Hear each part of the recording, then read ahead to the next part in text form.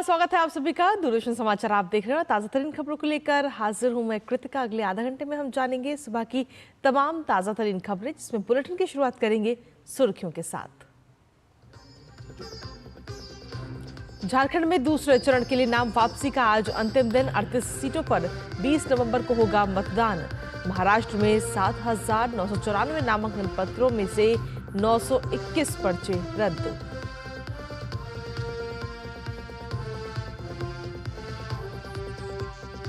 गृह मंत्री अमित शाह आज अहमदाबाद में कचरे से ऊर्जा बनाने वाले संयंत्रों का करेंगे उद्घाटन। 1000 मीट्रिक टन ठोस कचरे से प्रतिदिन 15 मेगावाट बिजली का होगा उत्पादन।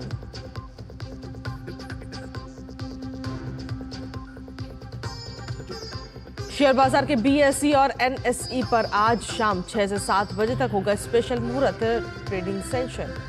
प्री ओपनिंग सेशन शाम 5:45 बजे से शाम 6 बजे तक।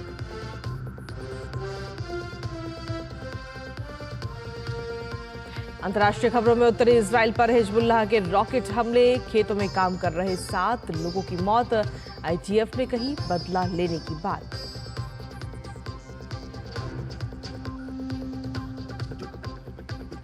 और खेल की खबरों में भारत और न्यूजीलैंड के बीच तीसरा और आखिरी टेस्ट मैच मुंबई में आज से। सीरीज हार चुकी भारतीय टीम के अंतिम टेस्ट जीतने की होगी कोशिश। तो ये थी प्रमुख सुर्खियां और अब खबरों में विस्तार से बात करेंगे। सबसे पहले बात करते हैं झारखंड विधानसभा चुनाव से जुड़ी खबरों की, जहां दूसरे चरण के लिए नाम वापसी का आज अंतिम दिन है और इस चरण के लिए 634 उम्मीदवारों ने नामांकन किया है। नामांकन वापसी के बाद अंतिम रूप से प्रत्याशी की सूची जारी कर दी जाएगी। दूसरे और अंतिम चरण में होने वाले मतदान में शामिल होने के लिए प्रत्याशियों के द्वारा दाखिल नामांकन में सर्वाधिक नॉमिनेशन धनबाद और बोकारो सीट पर हुआ है। यहां 27 से 27 प्रत्याशियों ने पर्चा दाखिल किया है। दूसरे चरण में 38 सीटों पर 20 नवंबर को मतदान होगा, जबकि पहले चरण के लिए 13 नवंबर को 43 निर्वाचन क्षेत्रों में मतदान होगा, जिसके बाद में वोटों की गिनती 23 नवंबर को होगी। दीपोत्सव के बाद झारखंड में पहले चरण के चुनाव के लिए सभी दलों के स्टार प्रचारकों का जमावड़ा अब लगना शुरू हो चुका है। भारतीय जनता पार्टी की ओर से प्रधानमंत्री नरेंद्र मोदी, केंद्रीय गृह मंत्री अमित शाह प्रचार अभियान की कमान संभालेंगे। उधर कांग्रेस के राष्ट्रीय अध्यक्ष मल्लिकार्जुन खड़गे और राहुल गांधी के भी तूफानी दौरे का कार्यक्रम है। लोकतांत्रिक व्यवस्था में चुनाव का सबसे अहम स्थान है। मतदाता ही इस व्यवस्था में भाग्य विधाता होते हैं। ऐसे में इस भाग्य विधाता पर हर दल की नजर है। स्टार प्रचारकों के सहारे प्रत्याशी भी अपने भाग्य विधाताओं के दिल में घर बनाकर भाग्य चमकाना चाहते हैं, जिसको लेकर अब झारखंड में रैलियों और महारैलियों का दौर शुरू होने वाला है। झारखंड विधानसभा चुनाव को लेकर सियासी बिसात बिछने के बाद अब स्टार प्रचारकों का तूफानी दौरा शुरू हो रहा है। झारखंड भाजपा के विधानसभा चुनाव सह प्रभारी हेमंता विश्व शर्मा ने चाईबासा में प्रधानमंत्री नरेंद्र मोदी के प्रस्तावित चुनावी कार्यक्रम की तैयारियों का जायजा लिया। बाद में मीडिया से बातचीत में उन्होंने कहा कि 4 नवंबर को पीएम चाईबासा और गढ़वा में चुनावी सभा को संबोधित करेंगे। 4 नवंबर को प्रधानमंत्री जी चाईबासा आएगा और साथ में और एक कार्यक्रम होगा। भाजपा की ओर से प्रधानमंत्री के साथ साथ केंद्रीय गृह मंत्री अमित शाह भी सभाओं के जरिए झारखंड में एनडीए प्रत्याशियों के लिए वोट मांगेंगे। श्री शर्मा ने बताया कि केंद्रीय गृह मंत्री 3 नवंबर को घाटशिला, सिमरिया और बड़कट्टा में चुनावी हुंकार भरेंगे। गृह मंत्री जी का कार्यक्रम घाटशिला में है, फिर और 3 जगह में है। एनडीए के साथ साथ इंडी गठबंधन भी पूरी तैयारी के साथ चुनावी मैदान में है। कांग्रेस की ओर से पार्टी के राष्ट्रीय अध्यक्ष मल्लिकार्जुन खड़गे और राहुल गांधी की सभा होगी। वहीं झारखंड मुक्ति मोर्चा के कार्यकारी अध्यक्ष सह मुख्यमंत्री हेमंत सोरेन और राजद के तेजस्वी यादव भी मोर्चा संभालेंगे। आसू पार्टी, जदयू, लोजपा और वामदल भी प्रचार में अपना दम दिखाएंगे। चुनावी तस्वीर साफ होने के बाद सभी दलों के स्टार प्रचारकों का अब झारखंड में तूफानी चुनावी दौरा शुरू होने वाला है। दीपोत्सव के बाद प्रधानमंत्री नरेंद्र मोदी, केंद्रीय गृह मंत्री अमित शाह कांग्रेस अध्यक्ष मल्लिकार्जुन खड़गे राहुल गांधी झारखंड आकर हुंकार भरेंगे। डीडी न्यूज के लिए रांची से राज मनोहरन के साथ मैं दिवाकर कुमार। तो ये तो बात रही झारखंड की। अब इसके बाद बात करेंगे महाराष्ट्र विधानसभा चुनाव की, जहां 288 सीटों के लिए दाखिल किए गए 7,994 नामांकन पत्रों में से 921 नामांकन विभिन्न गलतियों की वजह से रद्द कर दिए गए हैं, जबकि 7,073 नामांकन वैध घोषित किए गए हैं। ये जानकारी मुख्य चुनाव अधिकारी ने दी है। महाराष्ट्र में नामांकन दाखिल करने की अंतिम तारीख 29 अक्टूबर थी और नामांकन वापस लेने की अंतिम तारीख 4 नवंबर है। मतदान 20 नवंबर और उसके बाद मतगणना 23 नवंबर को होगी। मुख्य चुनाव अधिकारी के अनुसार राज्य में 9,70,25,119 मतदाता पंजीकृत हैं। मुख्य निर्वाचन पदाधिकारी कार्यालय ने बताया कि 5,22,739 पुरुष मतदाता हैं और 4,69,96,000 से ज्यादा महिला मतदाता और साथ ही 6,101 तृतीय पक्ष मतदाता पंजीकृत किए गए हैं। राज्य में सबसे ज्यादा मतदाता पुणे जिले में 88 लाख और 88 लाख से ज्यादा मतदाता पंजीकृत हैं।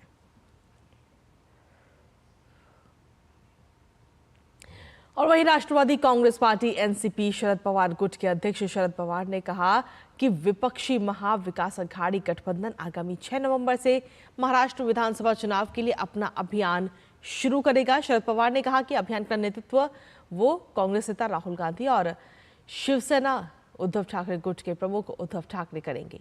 पुणे जिले के अपने पारंपरिक विधानसभा क्षेत्र बारामती में पत्रकारों से बातचीत में शरद पवार ने उन्हें दिवाली की शुभकामनाएं दी और कहा कि वो राज्य के लोगों की समृद्धि और कल्याण की कामना करते हैं। विकास प्रक्रिया को गति देने के मकसद से महाराष्ट्र सरकार ने नागपुर और मुंबई को जोड़ने की योजना के अंतर्गत हिंदू हृदय सम्राट बाला साहेब ठाकरे महाराष्ट्र समृद्धि महामार्ग का निर्माण कराया है।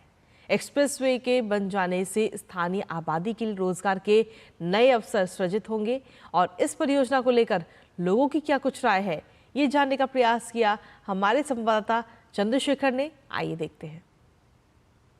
महाराष्ट्र विधानसभा चुनाव में विकास का मुद्दा भी एक बड़ा मुद्दा है, जिसे तमाम पक्ष और विपक्ष के जो लोग हैं वो आपस में वाद विवाद भी कर रहे हैं। बात करने आए हैं कुछ व्यापारियों से, जिनसे हम जानेंगे कि ये समृद्धि मार्ग क्या सोच है इसको लेकर के, आप किस तरीके से देखते हैं ये जो मार्ग बन के आ रहा है। देखिए, समृद्धि का अर्थ ये होता है कि तरक्की। व्यापारी व्यापार करता है हमेशा तरक्की के लिए, समृद्धि के लिए। तो ये जो समृद्धि महामार्ग का समृद्धि ये नाम रखा है, ये अपने आप में बताता है कि मैं महाराष्ट्र को बहुत अच्छा समृद्ध बनाऊंगा। समृद्धि महामार्ग से विदर्भ का विकास बहुत तेजी से होगा, ये मेरी मान्यता है और ये सच्चाई है। समृद्धि का मतलब होता है हर क्षेत्र में समृद्धि। तो रास्ता ये हर क्षेत्र में जब जाता है तो उस इलाके को वो डेवलप करता है, उसमें परिवर्तन लाता है। तो समृद्धि ने निश्चित परिवर्तन लाया है। पहले हमारे यहाँ जो हम लोग अनाज की गाड़ियाँ बुलाते थे, कई 10-10 दिन लग जाते थे, कई रुकावटें हो जाती थी।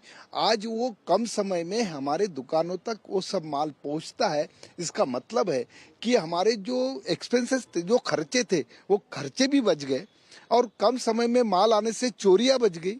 नहीं तो कई रास्ते में कई उनकी लूटपाट होती थी, चोरियां होती थी। ये सब बातों को समृद्धि ने रोक दिया है। मैंने पुराना समय भी देखा, अभी का समय भी देखा है।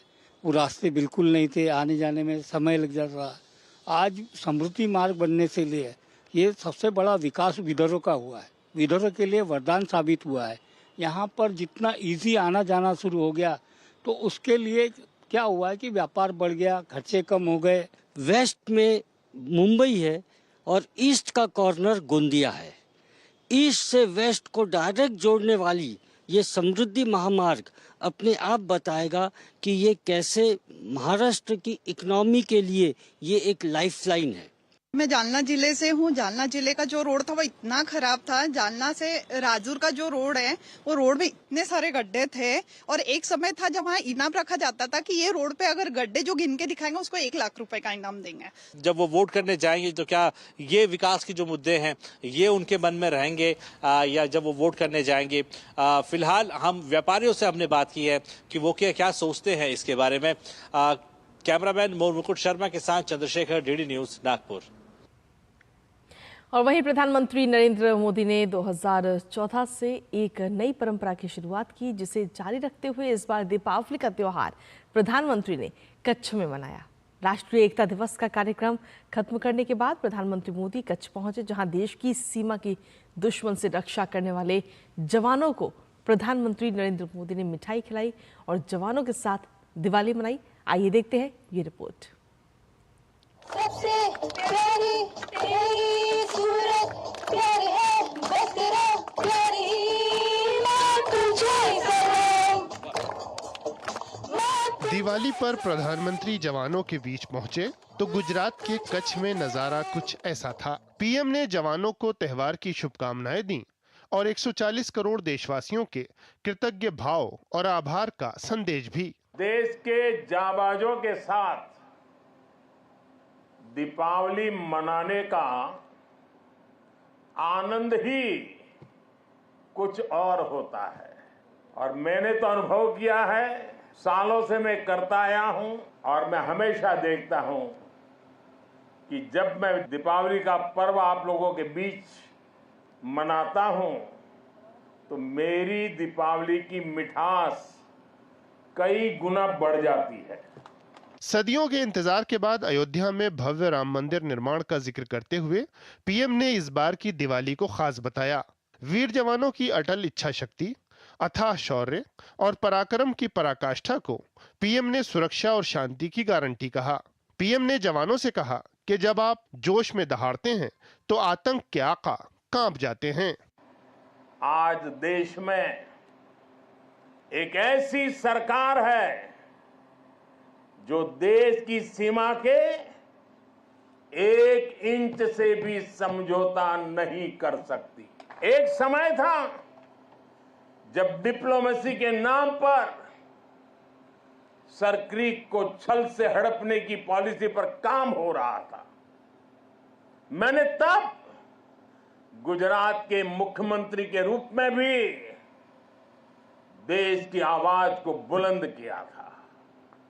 पीएम ने अपने संबोधन में रक्षा क्षेत्र में ड्रोन तकनीक के अधिक उपयोग, सीमावर्ती गांवों का विकास, सीडीएस की नियुक्ति और तीनों सेनाओं के बीच बेहतर समन्वय जैसे प्रयासों को गिनाया, जिनसे देश रक्षा क्षेत्र में मजबूत हुआ है। रक्षा निर्माण में आई तेजी का जिक्र करते हुए पीएम ने कहा कि देश अब इस क्षेत्र में बड़ा निर्यातक बन रहा है।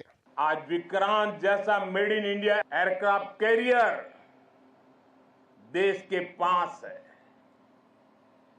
आज भारत में अपनी सबमरीन बनाई जा रही है।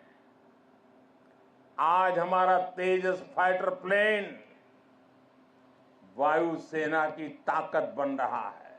5th जनरेशन फाइटर एयरक्राफ्ट बनाने का काम भी शुरू हो चुका है।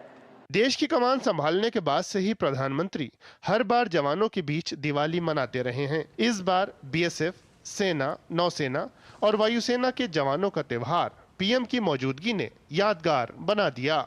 Bureau report, DD news.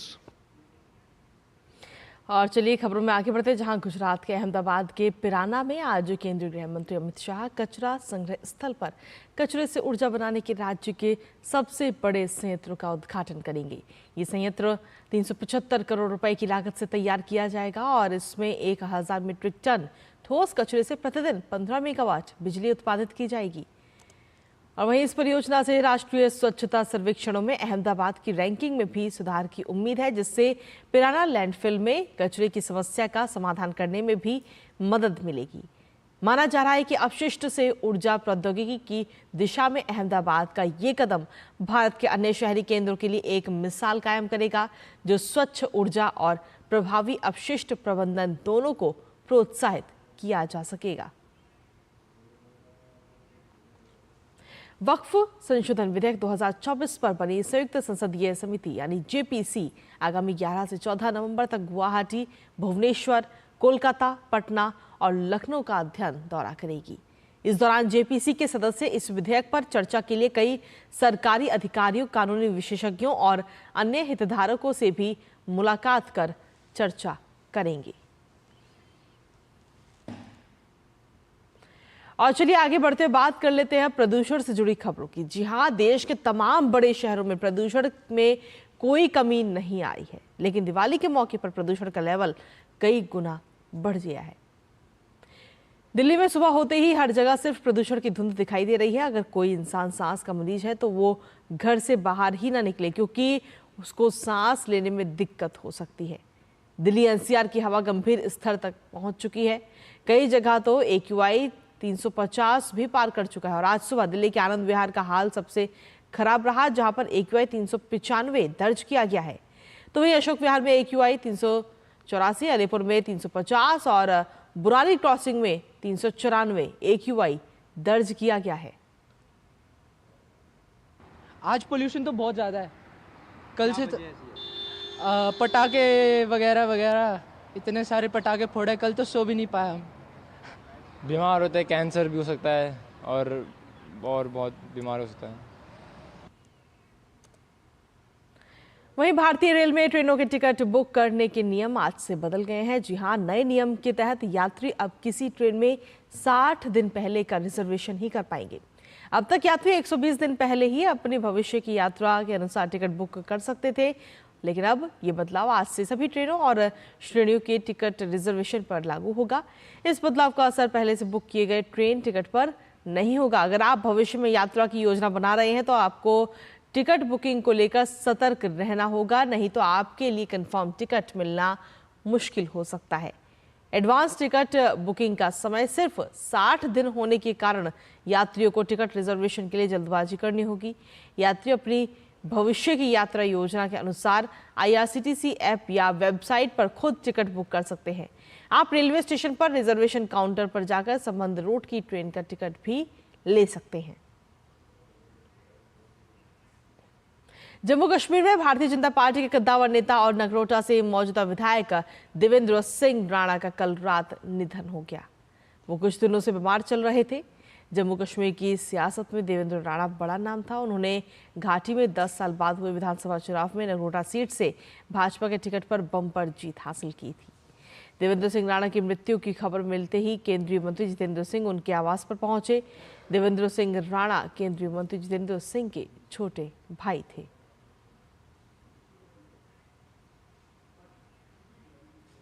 भारतीय शेयर मार्केट में दिवाली के मौके पर मुहूर्त ट्रेडिंग की परंपरा होती है और इस अवसर पर ही स्टॉक एक्सचेंज BSE और NSE पर आज शाम 6 बजे से 7 बजे तक 1 घंटे का स्पेशल मुहूर्त ट्रेडिंग सेशन आयोजित किया जाएगा। मुहूर्त ट्रेडिंग पर प्री ओपनिंग सेशन शाम 5:45 पर शुरू होकर शाम 6 बजे तक होगा। मुहूर्त ट्रेडिंग के टाइम स्लॉट में equity, commodity, derivatives, currency derivatives, equity, futures and options और सिक्योरिटीज लेंडिंग और बोरोइंग जैसे कई सेगमेंट में भी ट्रेडिंग होगी। BSE NSE ने 20 अक्टूबर को अलग अलग सर्कुलर में ये घोषणा की थी।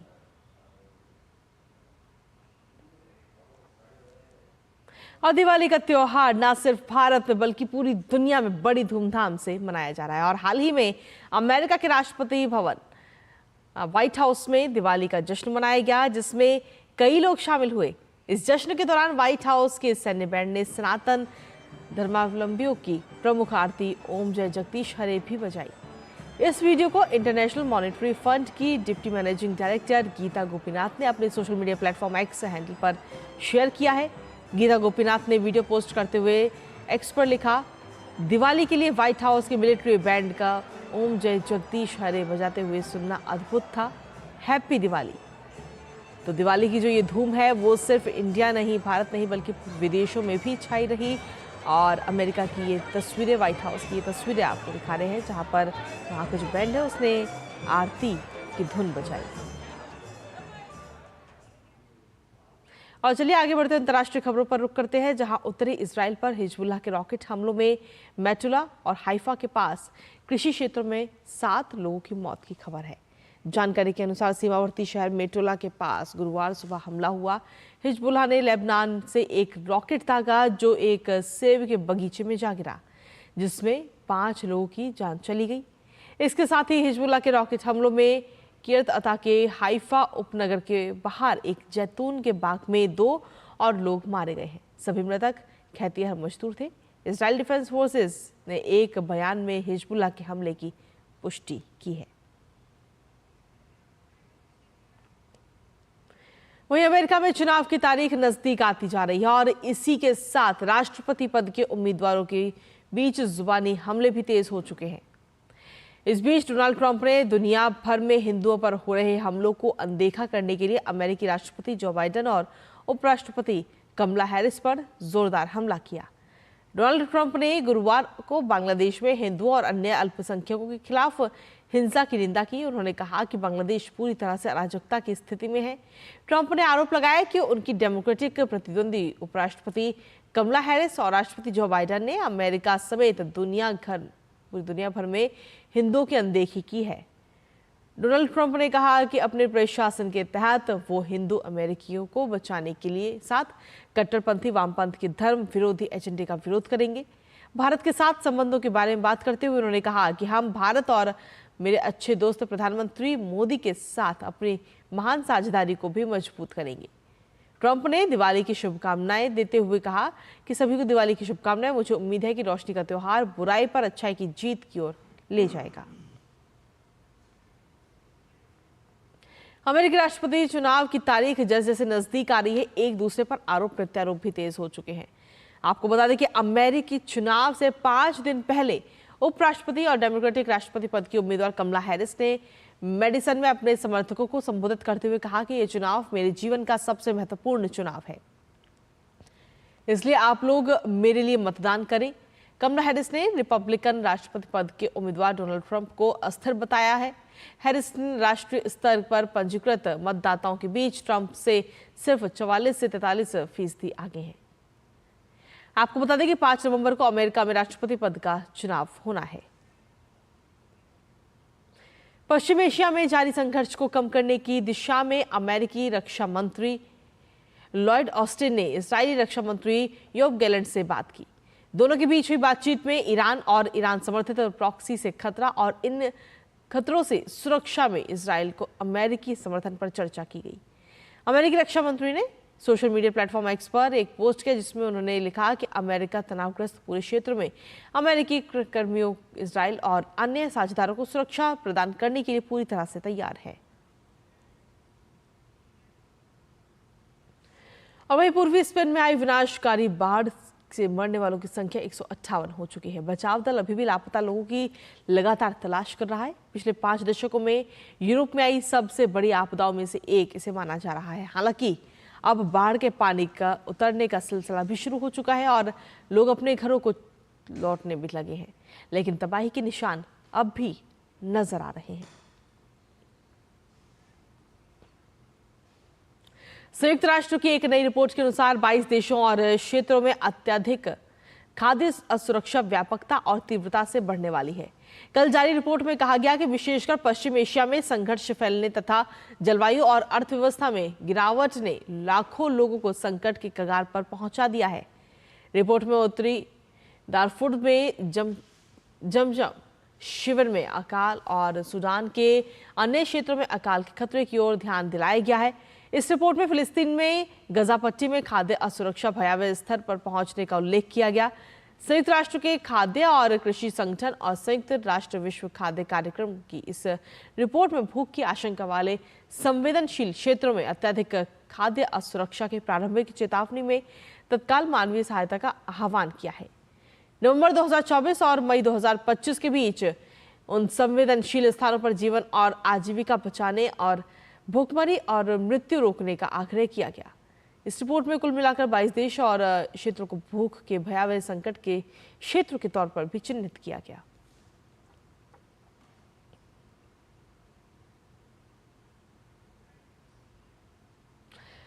और अब बात करेंगे आगे बढ़ते हुए खेलों की, जहां भारत और न्यूजीलैंड के बीच खेली जा रही टेस्ट सीरीज का तीसरा और आखिरी टेस्ट आज से मुंबई के वानखेड़े स्टेडियम में शुरू होगा।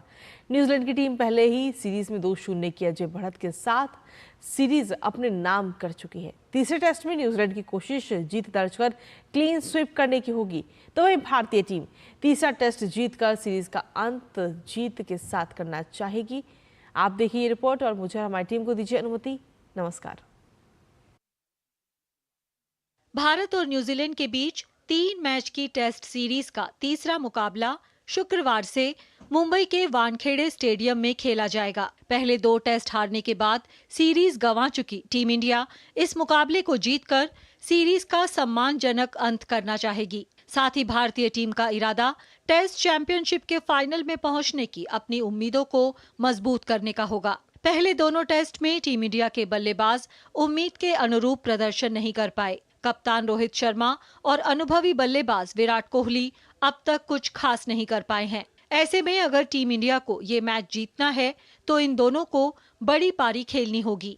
यशस्वी जायसवाल और सरफराज खान जैसे युवा खिलाड़ियों ने बल्ले से अच्छा प्रदर्शन किया है। वहीं गेंदबाजी में पहले 2 टेस्ट में भारतीय स्पिनर्स का प्रदर्शन काफी अच्छा रहा। अनुभवी अश्विन और रविंद्र जडेजा के साथ युवा वॉशिंगटन सुंदर को खेल पाना कीवी बल्लेबाजों के लिए आसान नहीं रहा है। दूसरी तरफ न्यूजीलैंड ने इतिहास रचते हुए पहले 2 टेस्ट जीतकर पहली बार भारत में टेस्ट सीरीज अपने नाम करने में सफलता पाई। मेहमान टीम की कोशिश तीसरे टेस्ट को भी जीतकर क्लीन स्वीप करने की होगी। भारत में दोनों टीमों के बीच अब तक कुल 38 टेस्ट खेले गए हैं। इसमें से भारत ने 17 टेस्ट जीते हैं, वहीं न्यूजीलैंड को 4 टेस्ट में जीत मिली है। 17 टेस्ट ड्रॉ रहे। वहीं वानखेड़े स्टेडियम में दोनों देशों के बीच कुल 3 टेस्ट खेले गए हैं। इसमें से टीम इंडिया ने 2 में जीत दर्ज की, वहीं न्यूजीलैंड की टीम ने 1 मुकाबला अपने नाम किया है। वानखेड़े स्टेडियम में भारतीय टीम का रिकॉर्ड शानदार है। इस मैदान पर टीम इंडिया आखिरी बार कोई टेस्ट 12 साल पहले हारी थी। अब देखना होगा कि भारतीय टीम वानखेड़े में अपना शानदार रिकॉर्ड बरकरार रखने और सीरीज में क्लीन स्वीप टालने में कामयाब रहती है या नहीं। Sports desk, DD news.